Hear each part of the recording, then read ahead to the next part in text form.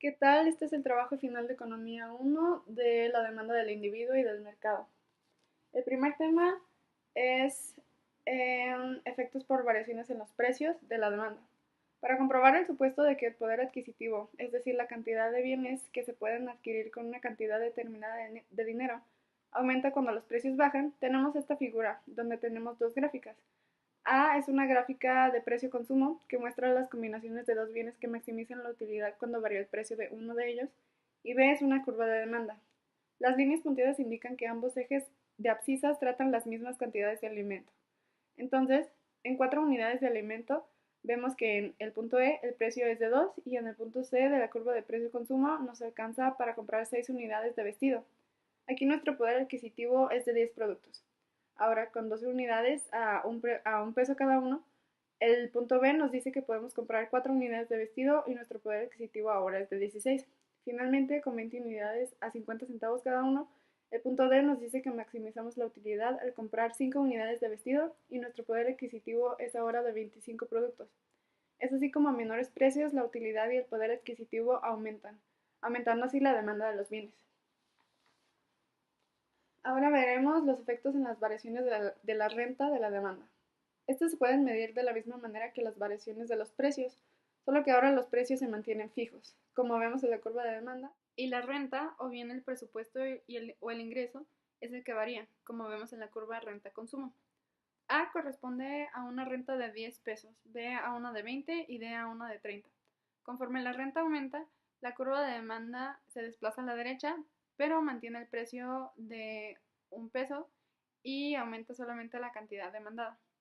Entonces, en el punto A, donde tenemos 10 pesos, gastamos 6 pesos en unidades de vestido y 4 en alimentos.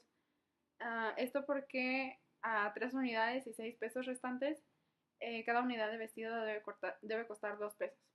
En el siguiente punto, que es B, tenemos 20 pesos, de los cuales gastamos 10 en vestido y 10 en alimentos. Y la curva de demanda se ha desplazado a la derecha a 10 unidades de alimento. Finalmente, en D, tenemos 30 pesos, gastamos 14 en vestido, 16 en alimento. Y la curva de demanda se ha desplazado nuevamente a la derecha, por lo cual podemos asegurar que al aumentar la renta también lo hace la cantidad demandada. Las curvas de Engel. Una curva es una curva que relaciona la cantidad consumida de un bien con su renta. Cuando se trata de un bien normal, las curvas de Engel y también la curva de renta-consumo tendrán pendiente positiva. Recordemos que un bien normal es aquel del cual consumimos más cuando aumenta el ingreso.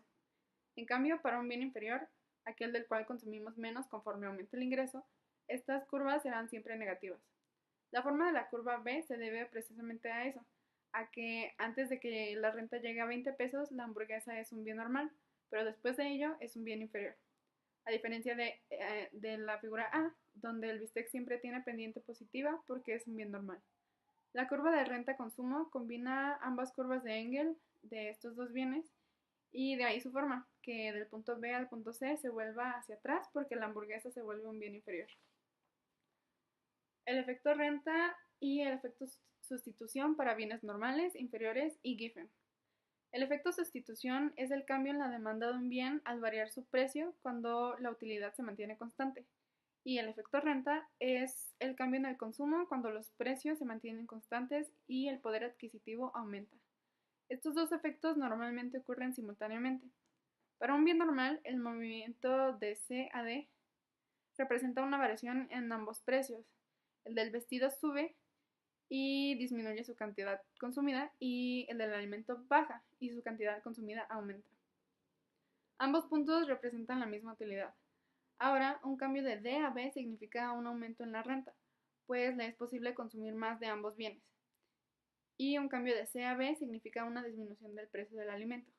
Para un bien inferior, el efecto renta es negativo y menor al efecto sustitución, por lo que si nos situamos en C, un efecto sustitución nos traslada a D, pues ambos precios han variado y ahora se consume más alimento y menos vestido. Finalmente, el efecto renta, que aquí es más pequeño y negativo, nos traslada a B. Y ahora en el caso de un bien Giffen, es decir, aquel en el cual el efecto renta es negativo y mayor al efecto sustitución, la curva de demanda tiene pendiente positiva. Estando en C, un descenso en el precio de los alimentos nos traslada a B como reflejo del efecto sustitución, aunque consume menos alimentos. El efecto renta de D a B es mayor y negativo, así que el descenso del precio del alimento, que es un bien Giffen, provoca una disminución en su cantidad demandada. Ahora vamos con la demanda del mercado. La curva de demanda del mercado se obtiene sumando las curvas de demanda de todos los consumidores de ese mercado. En este caso, el mercado lo comprenden los consumidores A, B y C. Para obtener la curva de mercado, sumamos horizontalmente las cantidades demandadas de cada uno a cada precio y obtenemos que la curva se desplaza a la derecha. Y así lo seguirá haciendo mientras más consumidores haya en el mercado. También encontramos que la curva no es recta porque el consumidor A deja de consumir a partir del precio de $4, lo cual nos indica que las decisiones de algunos individuos son suficientes para afectar la demanda del mercado. Ahora vamos con la elasticidad de la demanda. La elasticidad precio de la demanda mide la sensibilidad de la cantidad demandada de un bien a un cambio en su precio y se calcula de la manera siguiente. Variación en la cantidad demandada sobre cantidad demandada dividida entre variación en precio sobre el precio, o lo que es igual, precio sobre cantidad por variación en cantidad sobre variación en precio.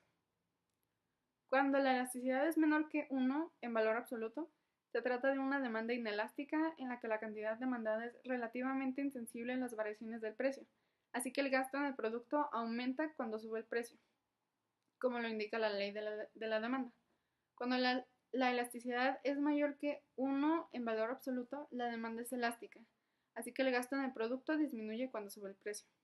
Finalmente, cuando la elasticidad es constante a lo largo de toda la curva de demanda, la curva es isoelástica. Un caso especial de esta curva es la curva de demanda de elasticidad unitaria, es decir, cuya elasticidad siempre es igual a -1, como en la curva de aquí, donde en todos los puntos se gasta lo mismo, así que el gasto total no varía después de una variación del precio. Seguimos con el excedente del consumidor. Esto es la diferencia entre lo máximo que está dispuesto a pagar el consumidor por un bien y lo que realmente cuesta, siendo pues una mejora en su bienestar. Para conocerlo, se debe trazar una línea recta a la altura del precio del bien y trazar la curva de demanda como una escalera, siendo que los escalones representan la cantidad máxima que se está dispuesto a pagar por cada unidad adicional. Vemos que al acercarse el precio al valor otorgado por el consumidor, el excedente es cada vez menor hasta que en la séptima entrada ya no lo genera. El excedente total, o sea, todo el área de la escalera, es igual a 21. Si queremos conocer el excedente agregado del consumidor de un mercado, la curva de demanda la trazamos recta porque cada consumidor valora el bien de forma distinta y además se están tomando en cuenta miles de individuos. Esta área se calcula multiplicando el excedente de los consumidores por la cantidad vendida y dividiéndolo sobre 2, porque es un triángulo. Por debajo se encuentra el gasto efectivo, es decir, el gasto que se incurrió realmente. Ahora las externalidades de red. Las externalidades de red ocurren cuando la demanda de un bien por parte de una persona ha sido afectada por otras demandas.